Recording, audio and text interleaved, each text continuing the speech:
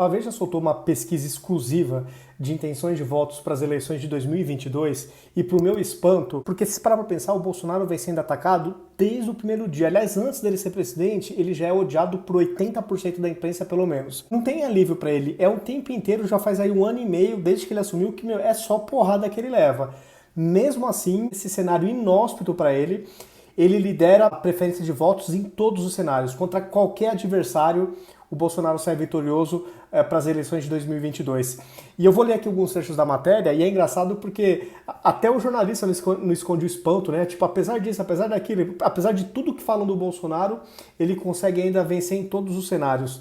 E abrindo só um parênteses, antes que vocês se assustem, né? Não, essa pesquisa não foi do Datafolha. Essa pesquisa foi do Instituto Paraná Pesquisa, o que de uma certa forma vai dificultar um pouco a vida do Datafolha em pesquisas futuras. Eles não vão poder dar um resultado muito diferente do Paraná Pesquisa. Claro que se fosse o Datafolha, esses números certamente estariam um pouco mais flexibilizados para o outro lado, contra o Bolsonaro. Isso é a minha opinião, isso eu não tenho dúvida. Na minha opinião, isso poderia ocorrer. Bom, vou começar aqui lendo um trecho da matéria. Mesmo sendo um mandatário controverso à frente de um país dividido em relação ao seu governo, Bolsonaro lidera todos os cenários de primeiro turno, com percentuais que vão de 27,5%, 27,5% a 30,7%, e derrotaria os 6 potenciais adversários em um segundo round da corrida ao Planalto em 2022. Então ele venceria o ex-presidente Lula, o ex-prefeito Fernando Haddad, o ex-governador Ciro Gomes, Sérgio Moro, João Dória e Luciano Huck. Um feito impressionante, considerando-se que, segundo a mesma pesquisa, 48% dos brasileiros desaprovam a sua gestão. Anteriormente eram 51%. E 38% consideram ruim ou péssimo o seu trabalho. Talvez, dando uma opinião, o que o brasileiro enxerga é que assim, o Bolsonaro continua sendo, ele pode não ser o melhor presidente do mundo. Como qualquer presidente, como qualquer ser humano, ele também está cheio de defeitos. Afinal de contas, ele é ser humano. Só que dado o que a gente tem de alternativas, eu acho que o que o brasileiro consegue pelo menos perceber é o seguinte, tá, ele não pode ser a melhor opção, só que ele é franco, ele é transparente, a gente consegue saber exatamente o que ele pensa, diferentemente, por exemplo, do Lula e da Dilma, que eles falavam para agradar as pessoas. O Bolsonaro não, ele fala o que ele pensa, se vai dar repercussão negativa ou positiva, para ele não importa. Então isso é uma virtude, porque isso é uma característica que a gente não vê em político, sinceridade. Então, eu acho que isso conta muitos pontos. Outra coisa, na vigência do governo. Eu sei que tem o caso da rachadinha do Flávio, que está sendo investigado e tal, mas se você pegar a vigência do governo, de 1º de janeiro do ano passado até hoje, teve algum escândalo de corrupção? Zero. E se tivesse, a imprensa já teria divulgado, porque eu não tenho dúvida que a imprensa está procurando. Ela está louca para achar algum pelo-ovo. Então, se até agora não saiu nada, e com a imprensa desesperadamente procurando algum indício de corrupção, é porque realmente não teve. Então, a gente está há 1 ano e meio sem escândalo de corrupção. Então, soma-se a isso, a transparência do presidente, a ele ser verdadeiro, a ele falar o que ele pensa. Então, mesmo ele não agradando a todos, mas comparando-se com essas opções, é o que a gente tem ainda de melhor. Essa é a interpretação que eu faço. Seguindo aqui na matéria.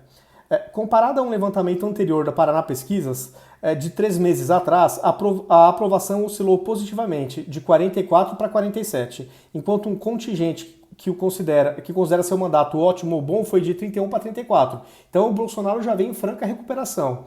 Variação acima da margem de erro, que é de 2 pontos. A eleição de 2022 ainda está distante, mas chama a atenção a capacidade de resistência do presidente. Os constantes solavancos políticos e as lembranças em série na condução da pandemia não colaram nele a ponto de erodirem a sua mais fiel base de apoio, de cerca de 30% dos eleitores, número que é considerado até por adversários como freio a um processo de impeachment. Na visão de especialistas, sempre os especialistas, Bolsonaro conseguiu escapar à lógica de que sucumbiria às crises por 2 motivos. O auxílio emergencial, que amenizou efeitos econômicos da pandemia em uma população indiferente às confusões de Brasília, e a atitude mais comedida do presidente nos últimos tempos, especialmente após a escalada da tensão com o Supremo. Seu filho, Flávio Bolsonaro, disse ao jornal O Globo na quarta-feira que a postura de distensionamento será permanente. Desde que percebeu que o conflito com o STF era perigoso, o presidente recuou, ficou quieto, parou de dar declarações bombásticas.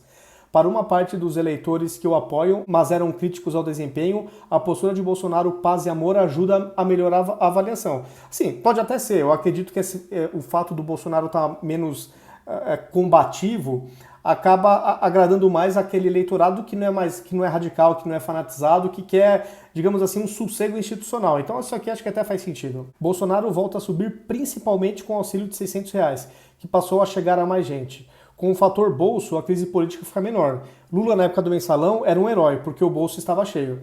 A pesquisa mostra que melhoraram os índices de avaliação no Nordeste, uma cidadela petista e lulista. Realmente, o Nordeste é um reduto, assim, é domínio total do PT. Os nordestinos ainda são os brasileiros menos afeitos ao presidente, porém, os que desaprovam o governo caíram de 66 para 56 em 3 meses, e os que aprovam subiram de 30 para 39. Os indicadores do Bolsonaro melhoraram 10% no Nordeste, o que é bastante, o que é expressivo. Pela perspectiva atual, fica difícil imaginar uma força que possa rivalizar com o presidente. Nas disputas de segundo turno, depois do inelegível Lula, Moro é quem mais se aproxima de Bolsonaro. Fica 44 contra 35, mas ainda assim, uma distância considerável. Dado que o Moro já é uma pessoa ultra mega conhecida, mesmo assim a distância de quase 10% eu achei grande.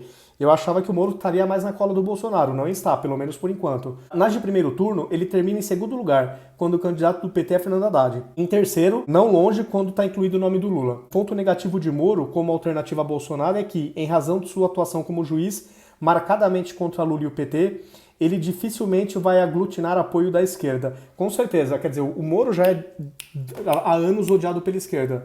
Agora, com essa postura dele, depois de sair do governo, sair atirando, atacando, ele também conseguiu pessoas da direita que o odeiam, vamos dizer assim, que não gostam mais do Moro. Então o Moro fica numa posição delicada. E uma coisa que eu fico pensando, vocês imaginem se no segundo turno a gente tiver um cenário de segundo turno entre Moro e Bolsonaro. Para quem a esquerda vai votar? Cara, isso vai ser engraçado. Se isso acontecer, eles vão ter opção, porque eles não suportam o Moro e não suportam o Bolsonaro. Eu acredito que a maioria deles vão anular os votos, mas assim, vai ser um cenário curiosíssimo se acontecer. A esquerda vai estar lascada. Vamos ver, né, se isso realmente se materializa. Teria um lado bom se isso acontecer, porque é de realmente você enterrar o PT, essa organização criminosa tão bem definida pelo Celso de Mello, o decano do STF. Outro dado dificultador é que ninguém sabe ao certo quais são as posições econômicas defendidas pelo ex-ministro. Isso é verdade. O Moro a gente não conhece ainda muito o que ele pensa.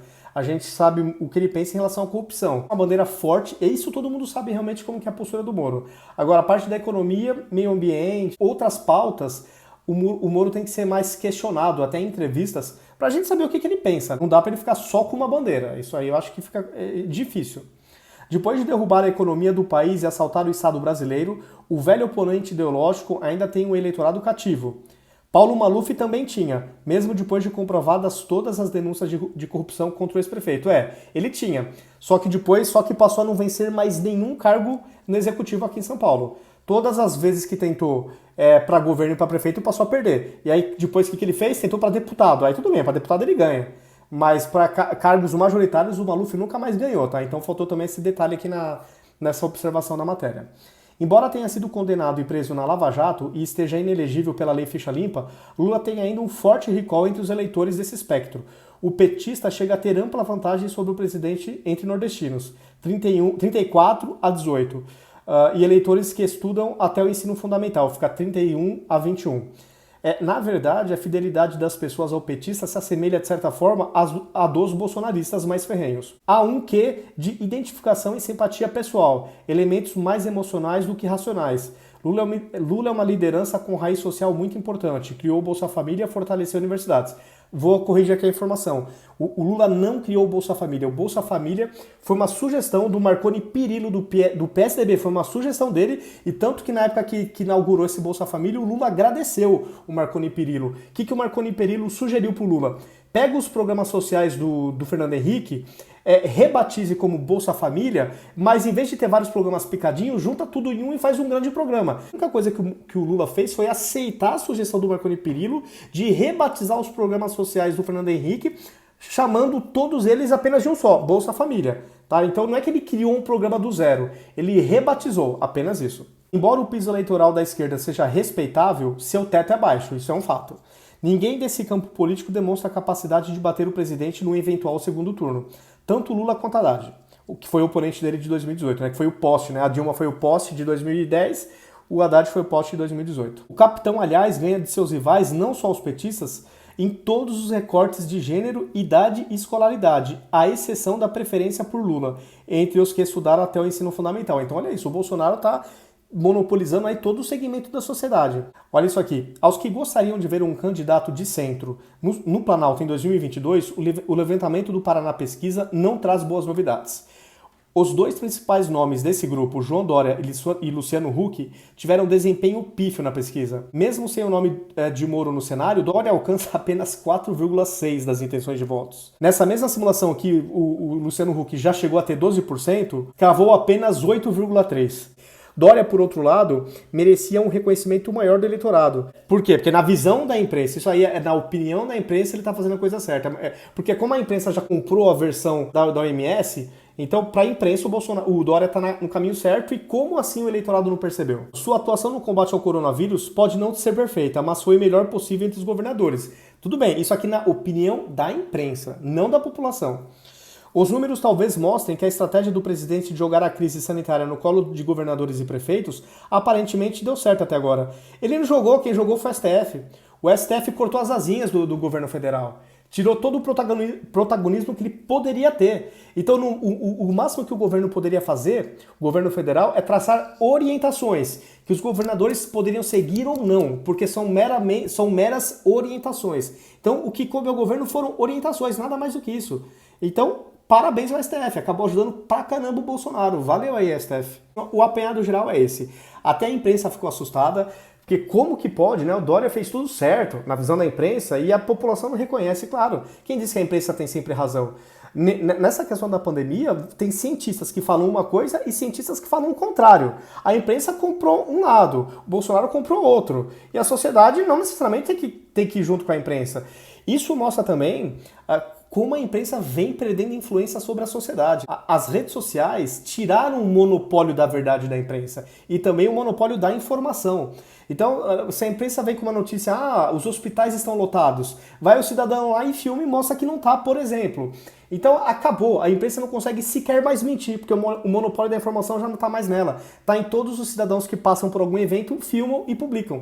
Outros tempos, a imprensa ainda não se adaptou, não vai ser fácil para a imprensa mais começar a favorecer e conseguir eleger somente candidatos de esquerda, vai ser difícil.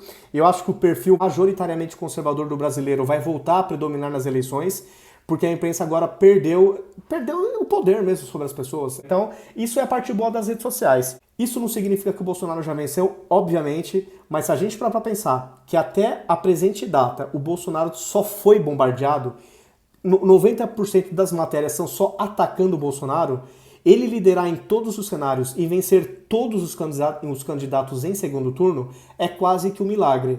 Isso mostra que a imprensa, com certeza, já não é mais levada em consideração por uma parcela importante da população. E isso é triste, porque a imprensa deveria ser uma referência, mas mente tanto, se posiciona tanto e vende imparcialidade de uma forma tão mentirosa e asquerosa que ela está cavando a sua própria cova. É isso aí, pessoal. Deixe seus comentários, compartilhem o vídeo e até a próxima.